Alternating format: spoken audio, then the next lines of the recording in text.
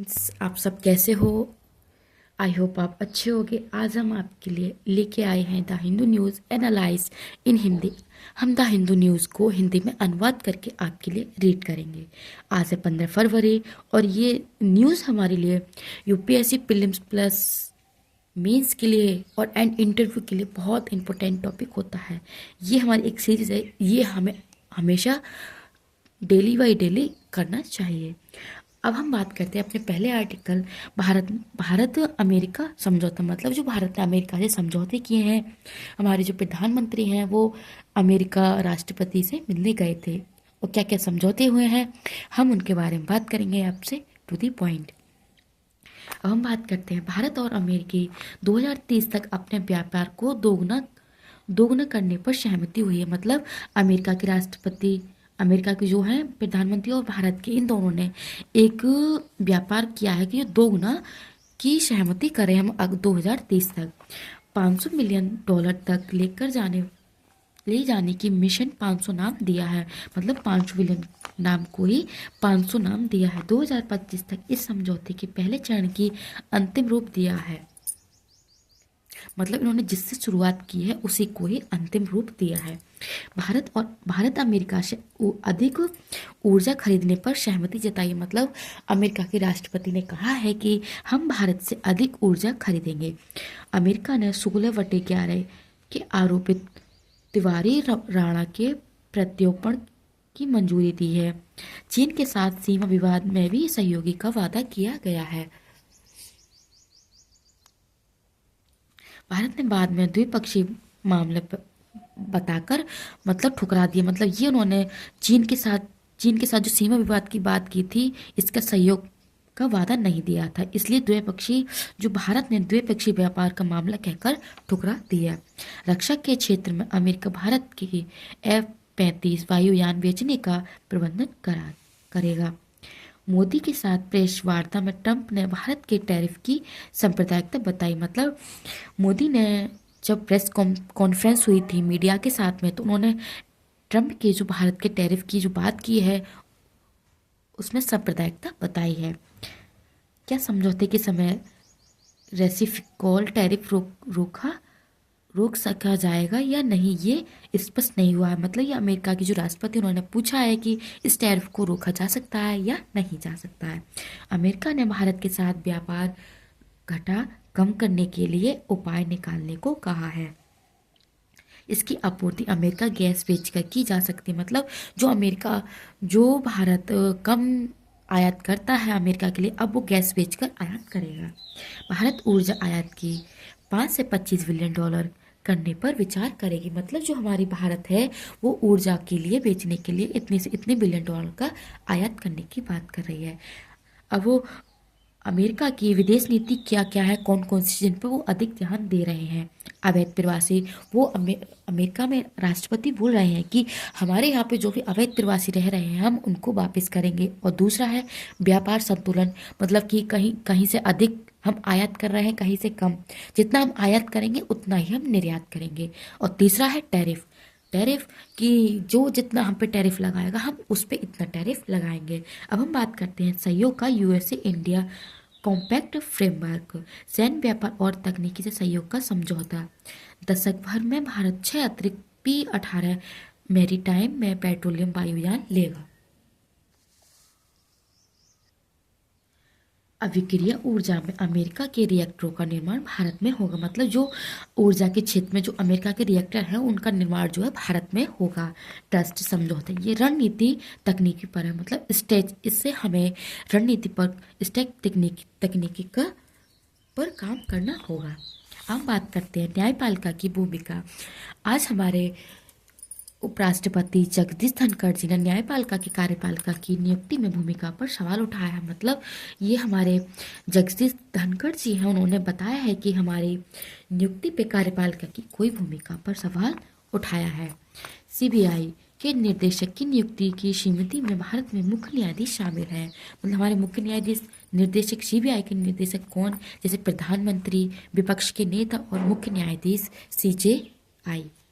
अब आगे बात करते हैं, उनके अनुसार ये भारत के संविधान के संतुलन को बिगाड़ता है। मतलब जगदीश धनखड़ जी ने कहा है कि जो सीबीआई द्वारा बात नहीं मानी जाती है वो संविधान के संतुलन को बिगाड़ता है। अब हम बात करते हैं, न्यायपालिका की उपस्थिति सिर्फ निर्णयों से महसूस होनी चाहिए, कार्यपालिका में भूमिका हित के टकराव की भी को भी जन्म देती है।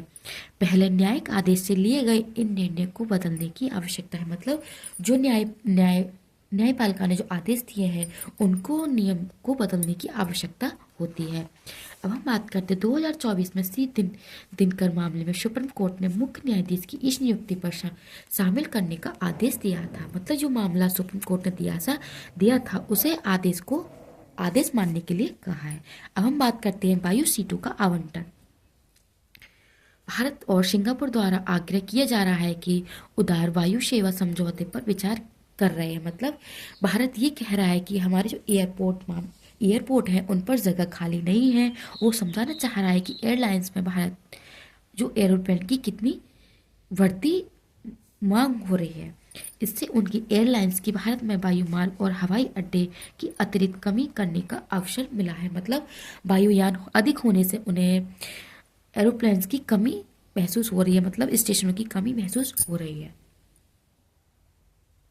अब हम बात करते हैं नेक्स्ट पॉइंट, महामारी के बाद यात्रा में हुई वृद्धि के कारण यूएई, कतार, सिंगापुर, तुर्की ईटीसी में मांग कर रहे हैं कि हमारे यहाँ भी एरोप्लेन स्टेशनों पर काफ़ी दिक्कतें देखने को मिल रही है। मतलब भीड़ भाड़ ज़्यादा देखने को मिल रही है। मतलब द्विपक्षीय वायु समझौते में दूसरे देशों के एयरलाइंस की कम करने की अनुमति दी जा रही है। मतलब एयरलाइंसों में दूसरे देशों से वायुयान आने की कमी के कारण अनुमति दी जा रही है।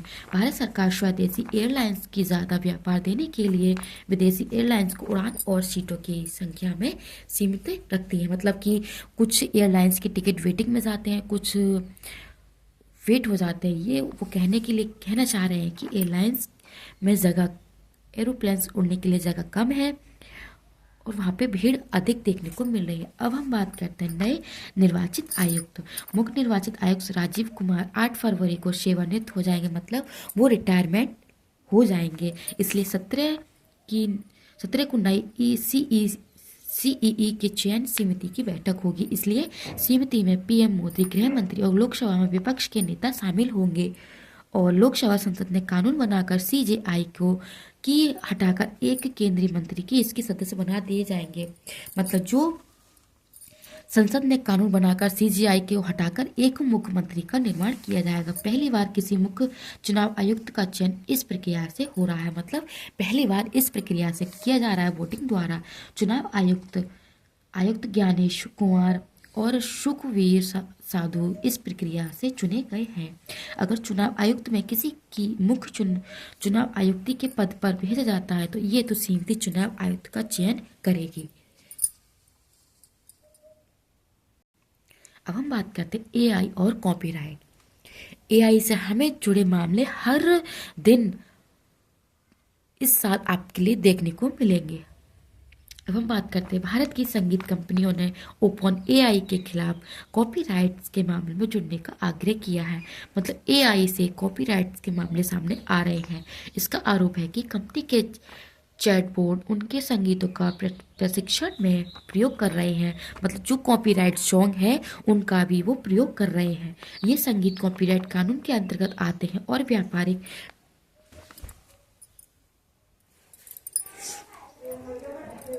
अब हम बात करते हैं आरोप की कंपनी के चैटबॉट उनके संगीत के प्रशिक्षण के बारे में। और नेक्स्ट पॉइंट है हमारा, ये संगीत कॉपीराइट कानून के अंतर्गत आता है और ये व्यापारिक प्रयोग मुक्त में नहीं किया जा सकता। अब हम बात करते हैं कौन कौन सी कंपनियों ने कानून के अंतर्गत आते हैं। मतलब उन्होंने कानूनी कार्रवाई की है, जैसे कि T series, Saregama, Sony music ने ऐसे ही मामलों में एएनआई द्वारा दर्ज शिकायत से जुड़ने की योजना बनाई है। मतलब इन्होंने कहा है कि जो हमारे म्यूजिक को आप उपयोग कर रहे हैं उनको आप हमारे बिना अनुमति के कैसे उपयोग कर सकते हैं। अब हम बात करते हैं नेक्स्ट, कहानी का अधिकार। मतलब जो ये कहानी है अल्जीरिया के प्रसिद्ध उपन्यासकार कोमल दाऊद पर एक अल्जीरिया महिला ने अपने जीवन की कहानी चुराने का आरोप लगाया है। उनकी पुस्तक हुरीज कि फ्रांस के सर्वोच्च साहित्यकार पुरस्कार मिला है, मतलब इस ह्यूरिस बुक को साहित्य का पुरस्कार मिला है इस कहानी को। अल्जीरिया में गृह युद्ध के दौरान इस्लामिक अंतकी ने एक महिला के गला काट दिया था। महिला की आवाज़ चली गई। उपन्यास उसकी कहानी। एक महिला सादा अवीना का कहना है कि ये उनके जीवन की कहानी है। दाऊदी दाऊदी की पत्नी उनकी मनोवैज्ञानिक थी, जिन्होंने ये कहानी दाऊदी को सुनाई। मतलब ये कहानी उन्होंने अपने पति को सुनाई और पति ने इन अपनी किताबों में इसे राइटर के रूप में लिखा। मतलब उस औरत का ये कहना है कि मैंने एक फ्रेंड्स को, अपनी सहेली को बताई और सहेली ने अपने हस्बैंड को, तो उन्होंने इस कविता को अपने मतलब बुक लिख दी इस पे। उसका ये आरोप है कि मेरे बिना इजाज़त के आपने मेरे इस कहानी को कैसे लिखा, मेरे जीवन की बीती हुई कहानी को कैसे लिखा, मुझे इससे रुपए चाहिए या मुझे इससे कुछ कमीशन वगैरह मिलनी चाहिए।